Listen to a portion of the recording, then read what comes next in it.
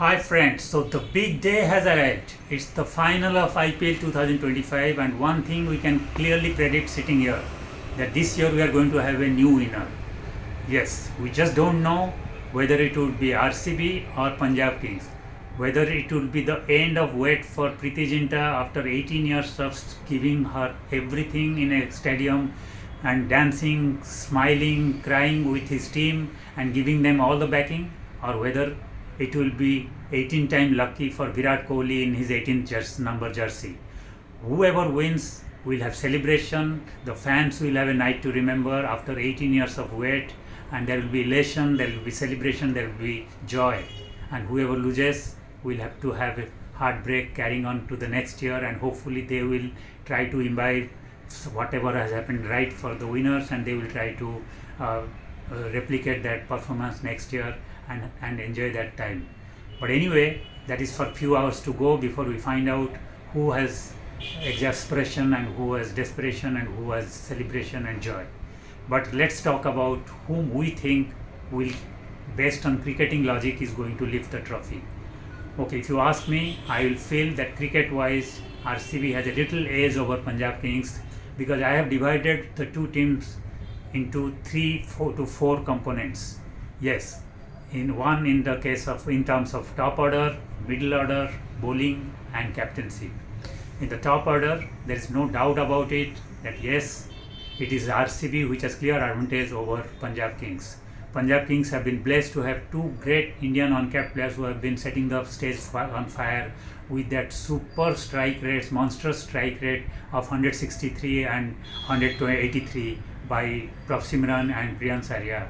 And they have also scored 323 and 451 runs with a decent average of 33 and 28. But they are young, they are inexperienced, they are uncapped.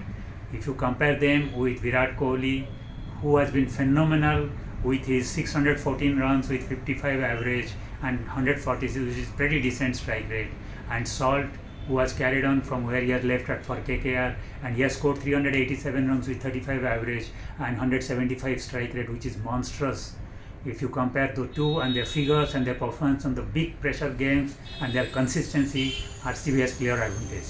Now coming to the middle order, that's where lies the ace card for Punjab Kings, because Punjab has clear advantage over RCB throughout the season.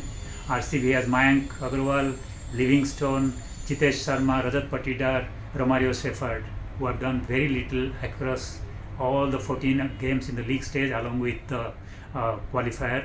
Jitesh only clicked in the first qualifier. Rajat Patidar has 1 or 2 games, but as a collective middle order they have been absolutely horrible, and they will be under serious pressure the moment the top order gets out for RCB cheaply. And it has been seen that whenever RCB has lost, it's because when their top order loses wicket, then the middle order has failed to give them their solidity and has failed to stand by them. So the best chance for Punjab Kings will be to take pressure, give pressure, put pressure on the top order, and if they somehow manage to take wickets in the power play early, then they can put real pressure on the middle order and then help RCB fold up early, and then they can chase down the total. And this is that middle order where Punjab Kings on the contrary has super quality and great consistency and exceptional depth. If you talk about Shreyas Iyer, he is the man of the tournament in my books, because in terms of his impact, he is number one, and he comes in the middle order because he has 603 runs, 55 average with 175 strike rate. So he is the man with the maximum impact, and he has won them games in the most high pressure games. So he will have an advantage when he walks out to bat in the big pressure final. He has been the captain, he has played in those big finals for Delhi as well as KKR, and has won a final for KKR last year only. So he will be very calm and quiet, and the phenomenal performance in the playoff in the last game against Mumbai, which was such a high pressure game where elimination was there at stake. He performed so brilliantly with such calmness and poise that he scored 87 of just 41 balls without breaking a sweat.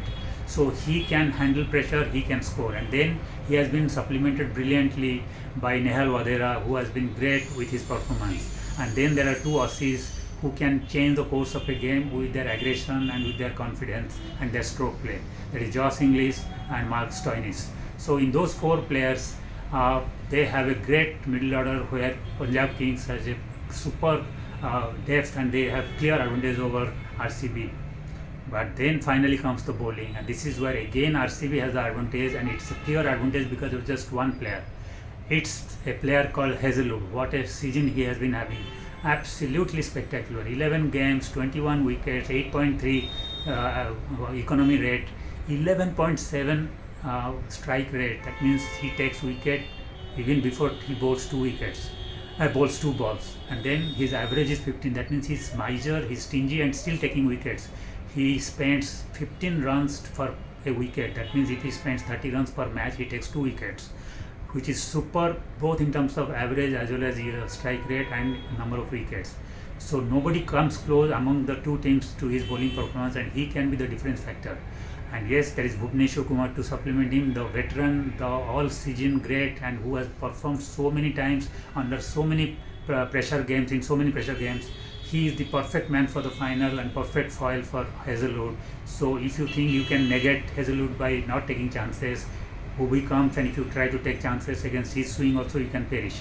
So they have two of the best opening bowlers, and that's where Punjab Kings will have a problem, because they have Arshdeep, who has been exceptionally brilliant and impressive for the last few seasons, and also this season. He has taken 18 wickets in 16 games with a economy of 8.8 and strike rate of around 18 and 26.7 average, which is very impressive. But then who is going to complement him, supplement him in the top of the order? Because they were blessed to have Marco Jansen, who was equally impressive with his 16 wickets in 14 games and 16.7 strike rate. But unfortunately he had to leave because of the World Test Championship, and now suddenly there is a void.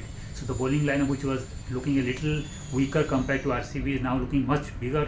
There is a hole is there because there is no Marco Jansen. Yes, they are going to again use a similar kind of resource in Kyle Jamieson, but Kyle Jamieson from New Zealand is no Marco Jansen. He has not played enough games. He can be under pressure, and if Salt and Kohli goes on a rampage, it will be difficult for him to come good in a high pressure final, and then the whole pressure will shift to RCB, and that's where RCB has an advantage.